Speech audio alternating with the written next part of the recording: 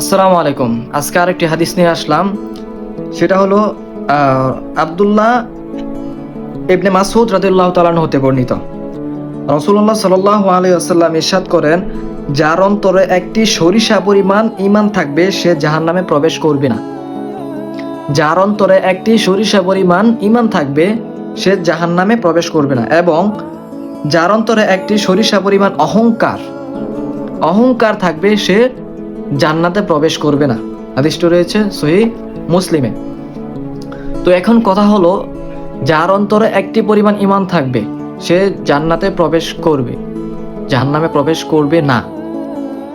তো আল্লাহ রাসূল সাল্লাল্লাহু আলাইহি ওয়াসাল্লাম এই কথার দ্বারা কি বুঝিয়েছেন? যে তোমরা মনে করো যে তোমরা প্রচুর গুনাহ করে ফেলেছ।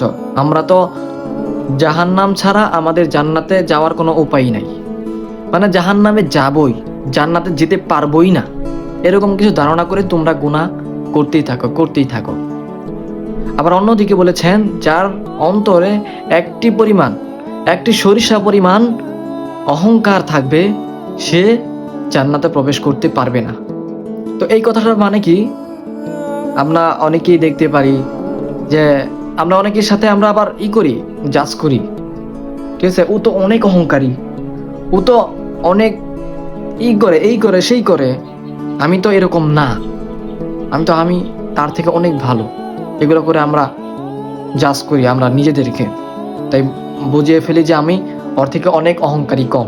কিন্তু আল্লাহ রাসূল সাল্লাল্লাহু আলাইহি ওয়াসাল্লাম এরকম তো কিছু বলেননি যে তোমরা নিজেদের মধ্যে পার্থক্য করে নিজেকে জাজ করে যে বলো না এরকম কিছু, যে আমার অহংকার তার থেকে অনেক কম, এরকম কিছু বলেননি, কিন্তু কোনো হাদিসে এরকম কিছু বলেননি।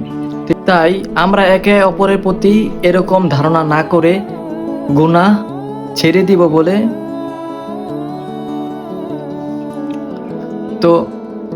তো আমরা একে অপরের প্রতি আমরা নিজেদেরকেই জাজ করে গুনাহ কমিয়ে ফেলি না।